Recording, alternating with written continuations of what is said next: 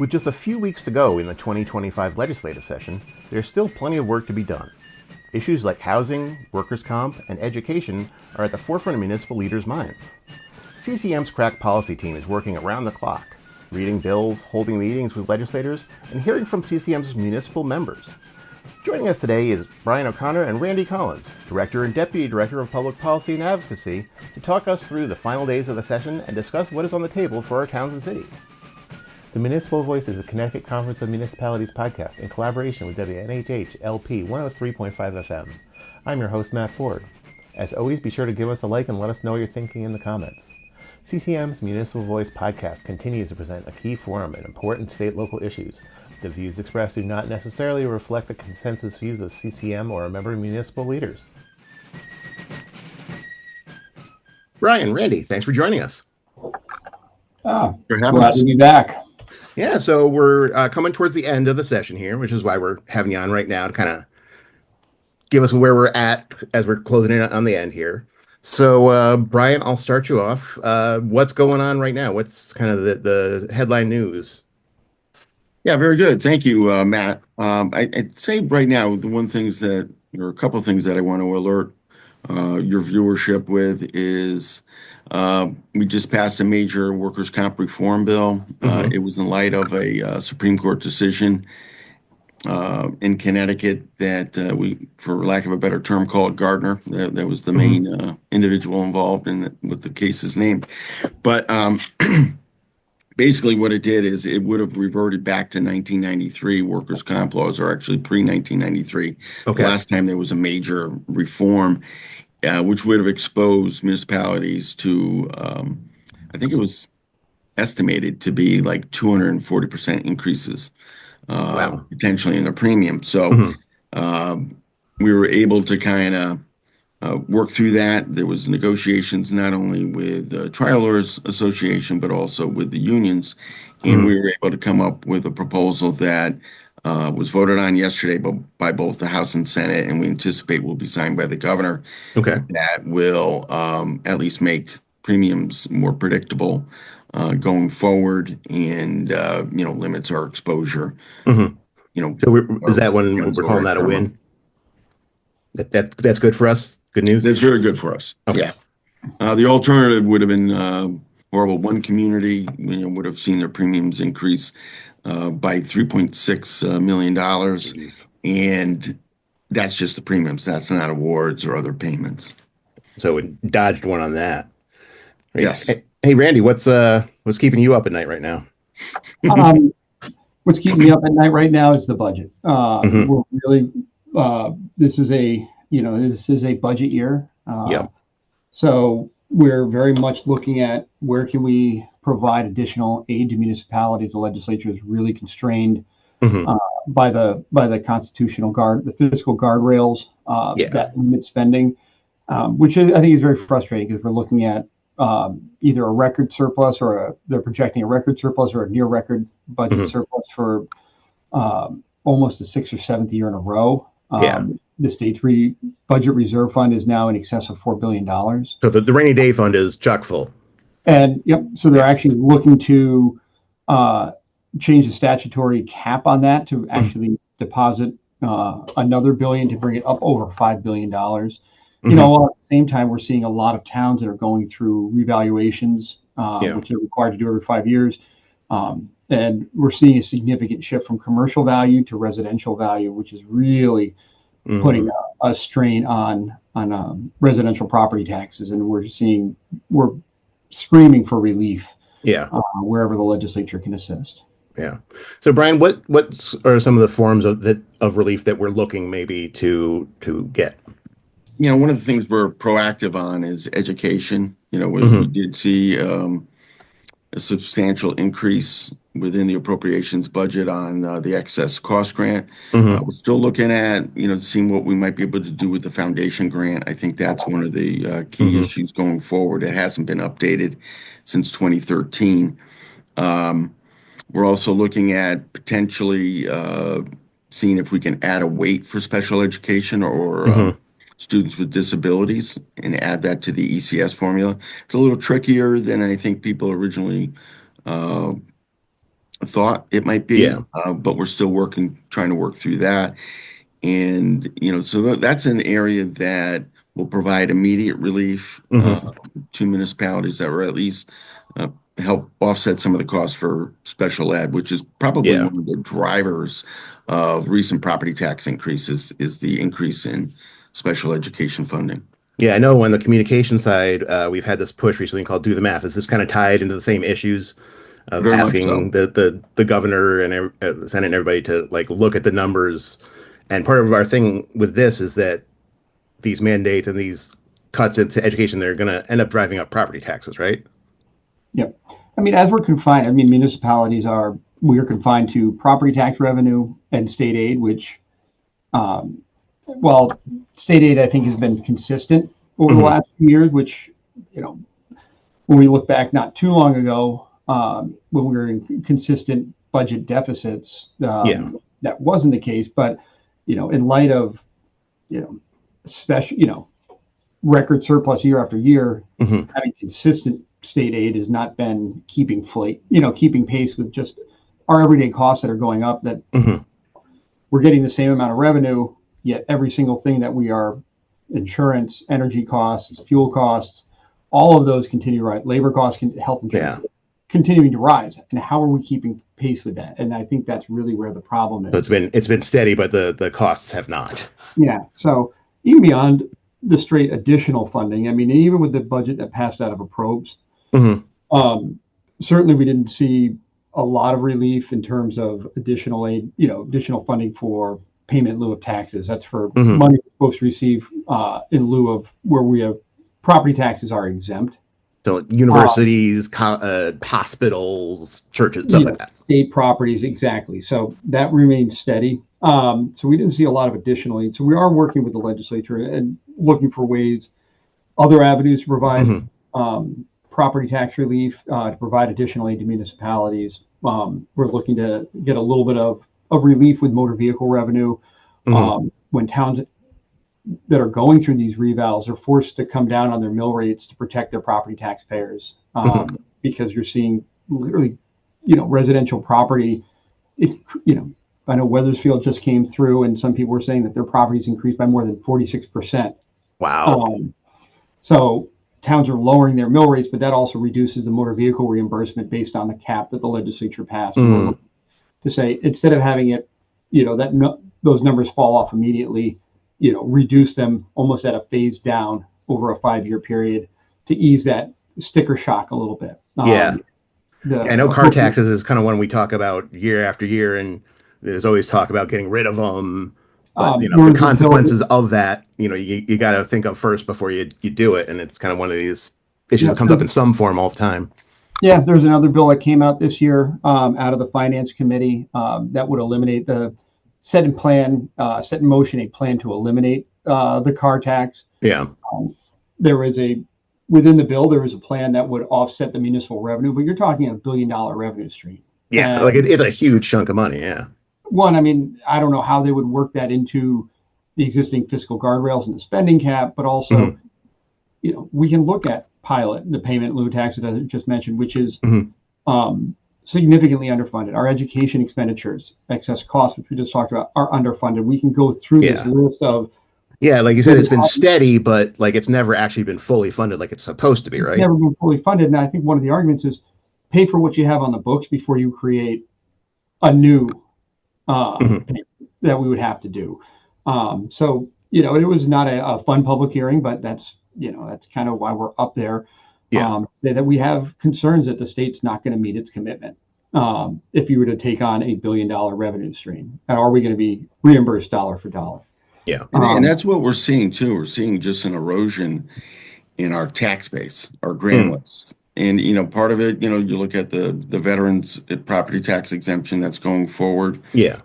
Coupled with, the change in how they assess motor vehicles. That has wiped out any kind of grand list growth just because of the exemption. So, and then not only that, looking at going back to education again, there's a hold harmless provision that basically makes sure that, whatever the town received in state aid previous year, they're going to receive it. They've been holding to the same number. I think it's almost 10 years now. whose costs haven't gone up over those 10 Over years. the last 10 But years, yeah.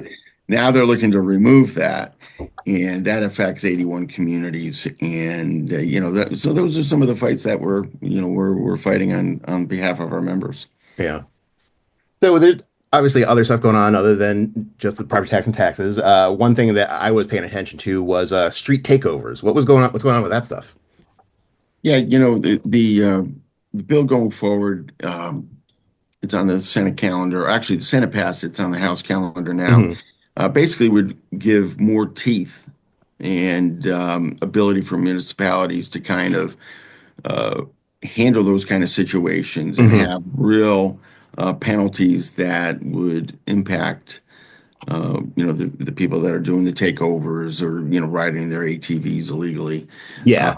So for And anyone that doesn't pay attention or doesn't live in a town where this happens, this is where, you know, dozens to hundreds of motorcyclists and ATV riders go out on the street in force and kind of take over the street so that regular people can't get through.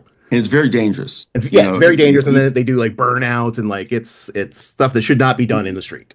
There was a video last week where I think I forgot what community it was, but they were jumping on a police vehicle, and it's a scary situation. Yeah, Someone's gonna get it's hurt. almost a riot half the time. Yeah. Yeah. And a lot of these people also, I know when they have these big ones, at least when I'm in New Haven, down here, they say that, a lot of people aren't even from New Haven. They're coming from Correct. out of town, even out of state sometimes to go to these events that they're talking about on social media. So these are big things. This isn't just, some local kids that we're talking about. As I said, it gives Yeah. our ability to crack down municipalities, and we anticipate that it will pass the House and be signed by the governor. Yeah, there's something in there to try to like maybe impound some of the vehicles when this happens Correct. and stuff. Yeah. Pound and crush. Yeah, because Pound and currently it's crush. like, they get a ticket, but then they can like get their bike back more or less, right? Well, you know what happens, the way, they found a loophole, so to speak. You take the vehicle and then you go to the auction, they just buy it back. Buy your own motorcycle back at the police auction. Yeah, that's wild. Yeah. Yeah. Yeah, so it sounds like they're almost going like the route of like where they do the gun buybacks and they melt them down sort of thing rather than Correct. they get them out of circulation. Very, very good analogy. Yeah. So what else is going on? What's big news let's talk about housing. What's going on in housing? Housing. Well, right now we're knee deep in that one. We've the House Democrats led by Majority Leader Rojas are putting Hmm. together an omnibus housing bill, and we're trying to work through that. We're trying to find the latest copy of it so we can make suggestions, recommendations. Look at stuff that maybe we're opposed to, support, and try to work through the issues so we have a workable bill. Hmm. At this juncture, we anticipate any day, hopefully getting the ability to do that. And then going forward, I just want to point out a couple things. Our members have weighed in on fair share. We're very concerned about this. It is Okay. moving in the right direction. They did get rid of the ability for developers and certain nonprofits to sue municipalities if they didn't think that they were moving forward on the housing allocations that have been determined by a report that was just released yesterday, as a matter of fact, Okay. which would be substantial. It would be about 120,000 units. 100,000 of them would be for those who make 30% of the area median income, Hmm. which is there a need? Yes, we don't think it's as expansive as that. Yeah. But to do that, you also need heavy subsidies for the individual moving in. But Mhm. also the developers could do it today with the 830G law. Yeah. So we're trying to impress that upon the different representatives, and hopefully we'll get that message across. There's Yeah. some other components. I know the city of Bridgeport has had an issue with minimum parking standards being Hmm. removed. So basically, each application for parking would have to be negotiated individually. Okay. And some people say that, some of the minimum parking standards actually are preventing development. So I think there we might be able to come to a compromise, depending. So is this a case of like people moving into forward. like a downtown area, let's say, and wanting to maybe have It could be less actually parking? anywhere. Okay. It could be residential or office or commercial space or even industrial. But they're saying that they may not need as much parking as the regulations currently say. Yeah, they're moving toward the model. Go to your example of the downtown, Hmm. where if there's a transit hub and people may Mm. not have a car, they're So this is arguing part of the that we might need. transit-oriented development sort of Yeah, trend or way of doing things is that people come into downtown, whatever, Westport or whatever, via train, and they can walk to that source, so they don't need to park a car. yeah, and to that point, that's one of the reasons why we've taken issue with the allocations because it doesn't really consider where those transit hubs are. Yeah. There's been no conversations with DOT, what their future plans are, what it currently exists, and then Hmm. have the housing development around that. As you said, that's a trend. People are looking to move toward downtown centers Hmm. and job areas, but the way this is allocated, you could have the town of Union have a certain amount of housing, but there's no jobs located right Yeah. there. It might be better suited for, let's say, a Norwich or a Wyndham. Yeah. Uh, So it sounds like a lot of the time when we're talking about these and other like unfunded mandates, at their core, they're not necessarily like a bad idea. It's just the way they're trying to implement them doesn't work. Like, they don't Correct. account for what it's going to cost the towns or the realities on the ground of how, that there's no one's going to build a big housing unit in Unionville or whatever. Things Yeah. like that. It's good intentions when they think of it, but the actual way it works doesn't take into account the realities. Yeah, and I just want to make one final point on that. One of our recommendations is basically to have the regional COGs, the Council of Governments, Hmm. do housing needs assessments. They're boots on the ground Hmm. and they have a good feel for their communities and what would work. They know where the infrastructure is as far as water and sewer, Yeah. and also those transit hubs we just described. So I think that is an approach that we're going to go move forward with. Yeah. With the COGS, is that the kind of thing that would be handled on sort of like a county basis in other states? Correct. One of these things? Okay. Because we don't have a county system. I know for some things, especially in regards to the federal government, they've been trying to get with the county equivalency or something for the COGS. Is that right? They actually achieved that a few years ago. So they can, on The some county things, can equivalency that act which like a helped us county with the would in other ARPA states. funds. Yeah. You are listening to the Municipal Voice on WNHH 103.5 FM.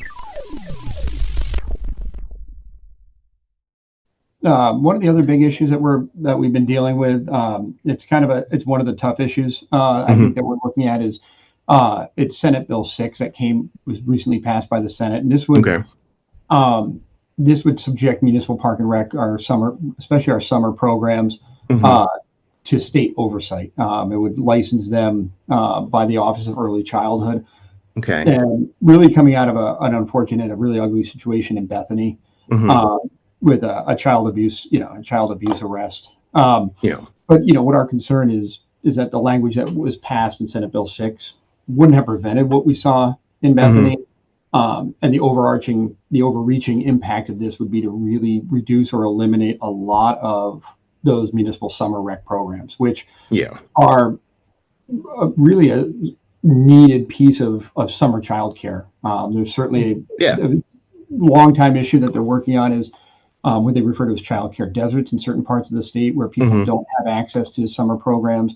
I know in Bridgeport, the last I saw on their website was to send a student to a Bridgeport municipal summer program is $300 for the summer. Okay. Um, And that's for so residents or anybody? that's I believe that's a Bridgeport resident. There might be a Hmm. differential rate for and these are the camps that you see, on your town greens, maybe at your town halls, your schools. But the regulations, by going to oversight, it would change our staffing ratios, which would be very difficult to comply with. Especially you would increase the number of 20 and 21-year-olds, which is a very hard demographic to find. Mm. There are Yeah, because like I know I actually participated when I was a teenager in our Parks and Rec summer camp program in my hometown, and I was a camp counselor. Mhm. I was 16, Yep. but I didn't have any, childhood education training or Mhm. anything like that. I mean, And so I mean, we're trying to work with members of the House, working yeah. with continue to have conversations with the Senate, saying, one of the big pushes we've seen this session is the idea of creating the state to create a $300 million kind of off-budget account to get around the fiscal guardrails Mm-hmm. to create like an endowment, they're referring to it as, but to build out childcare. And if we're looking at, investing $300 million of state money into creating childcare, why are we going to reduce, quality available childcare that we have now? Yeah, exactly. We already have this structure here. If we could maybe, help fund it or at least Yeah. prevent, So, these and we're regulations from looking making to it see, like, harder. are there opportunities to make, there's always opportunities to have conversations. And Yeah. I think we're certainly open to, are there recommendations that we can do that might help? But what they passed just ignored, you know, I think we didn't see any mayors supporting this. We didn't see our Mhm. park and rec directors supporting this and saying it's going to have a negative impact. Yeah. And, but sometimes, the public, the media is kind of driving Mhm. certain reactions, and we're saying, public policy should be based on what is going to improve the situation, not what feels good. But it can be a tough, in light of these So allegations. when you guys are up there, like right now, we're talking about some things that are coming up that you're still working on lobbying on behalf of. But this one that just passed, when something like this passes, what's your next step? Like, where do you go? Do you get like, oh, we lost it, and you move on, or like, what's the next step after that? Well, on that bill, because it passed the Senate, it still has to go, it still has to get approved by the House. So Hmm. there's another, So we have another, you have work to do at the House. yep, there's another, it has another vote that it needs to go through. Hmm. And there are other pieces of the bill that people are very supportive of. So we're looking to see how we can address the problematic sections, Hmm. and hopefully come to a solution, that works for the proponents of the bill in the Senate, that works for our towns and our residents. So, it's a constant conversation, and you're balancing out, how many things you can ask a legislator to vote against something. You only have so many arrows in the quiver. Yeah. So it is you're mixing a lot of different issues, and as we get closer to the end of session, people get a little bit more desperate and trying to force things through, because to change it now, it's going to have to go back to the Senate, and you get at times, well, we're not going to have time to take it back up again. So, Yeah.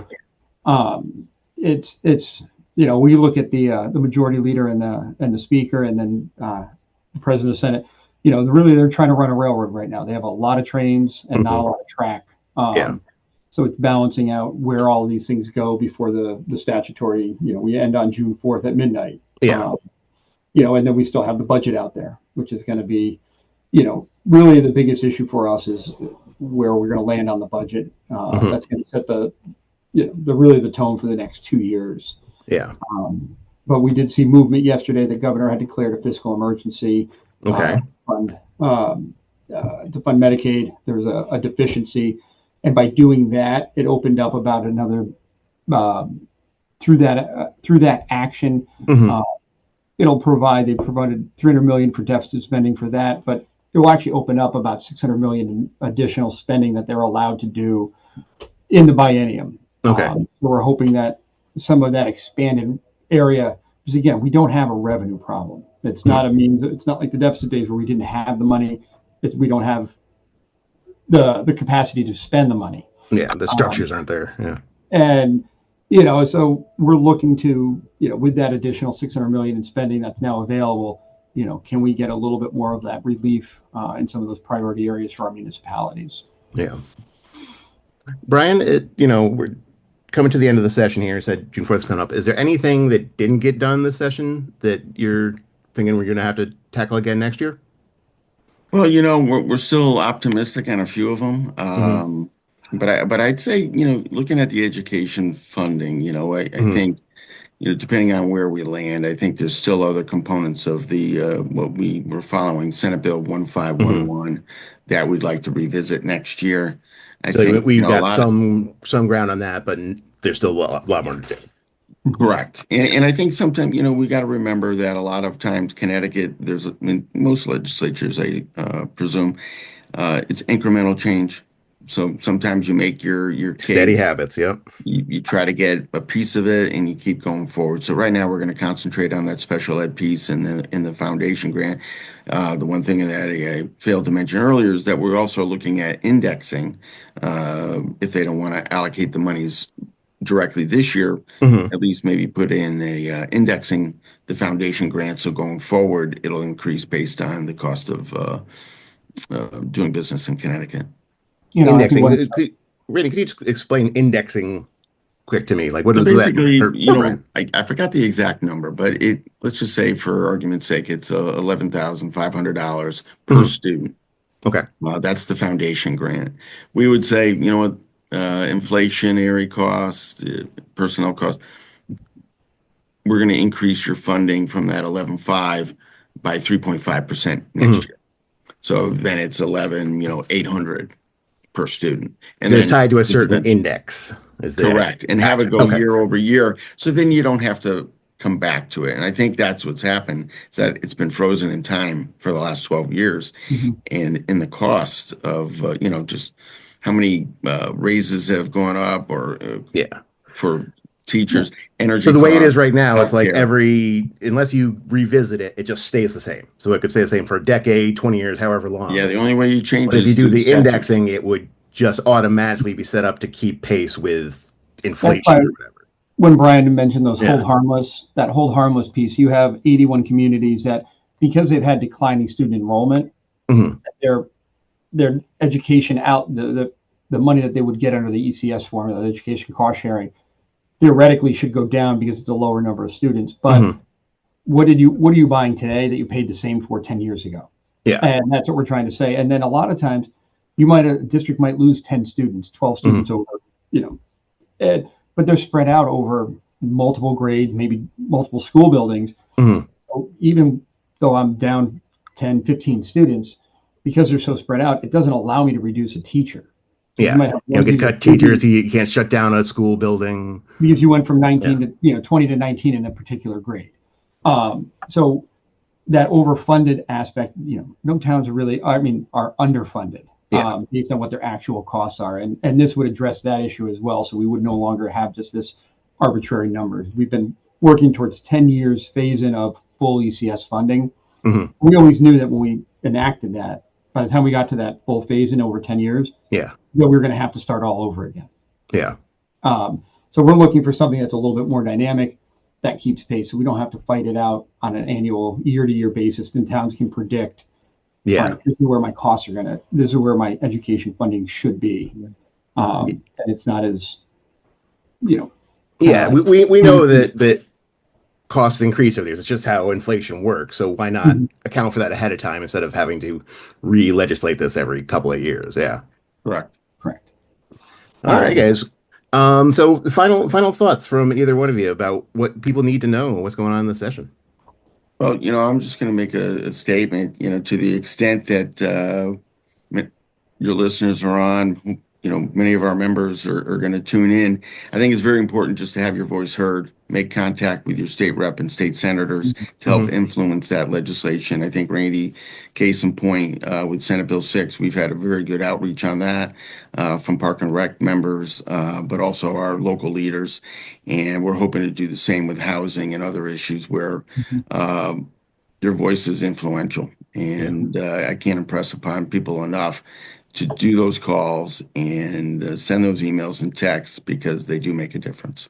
Yeah, and I think that the last message that I would say is that if we flat fund our municipalities, Mhm. that property tax increase. Because as I Yeah. said, our costs are rising, and the only place that we have to fund that is through the property tax base. And it's, again, you look at, limited economic growth, high, unaffordability of housing. Yeah. It's directly related to those costing, that property tax increase, which is highly regressive. Yeah. So when they pass costs down, like the veterans exemption, which, they were very proud of, Mhm. towns are then being stuck literally with the bill and figuring out a way to come up and pay for it. Because that bill didn't account for how to pay for that stuff. And it was widely underrepresented. They thought it was going to be about 1,200 veterans, maybe $4 to $5 million statewide. Yeah. We're looking at anywhere from 4,000 to 5,000 veterans at least. And the bill is in, the 15, $20 million and rising because there's the parameters that they based it on were inaccurate. So we have people with a $35,000 property tax bill that will be removed. Now, Randy, you are actually a veteran, correct? Yes, Would I you am. fit? Would you fit under that category? No, I am not 100% disabled. I do have a disability rating. Okay. So I kind of tell people, I'm like, I'm a disabled veteran, and this bill that you passed will raise my property taxes. So Yeah. the number that it will help is outweighed by the number that it's actually Number of going to people that it will hurt. Yeah. we have to pick up the cost. So we're looking at how do we honor the commitment that was made to these 100% permanently and totally disabled veterans, but also in a manner that's affordable for all of our residents. So Yeah. it's striking a balance, and we're hoping that we'll get some relief on that, going forward. But it's never easy. Nope. Well, Brian, Randy, thanks for talking with us today. Keep up the good work in the final stretch here, and I hope you have a good vacation in June. Yeah, thank you. Okay, and we'll guys. come back on afterwards to tell you how everything wrapped up. Sounds good. All right. Take care. All right, Thank you. Thank you. The Municipal Voice is a co-production by CCM and WNHH 103.5 FM. Christopher Gilson is our producer, Harry Draws is on the boards, and I'm Matt Ford, your host. Be sure to check out our Facebook page and give us a like, and watch out for our CCM chat series on our YouTube page.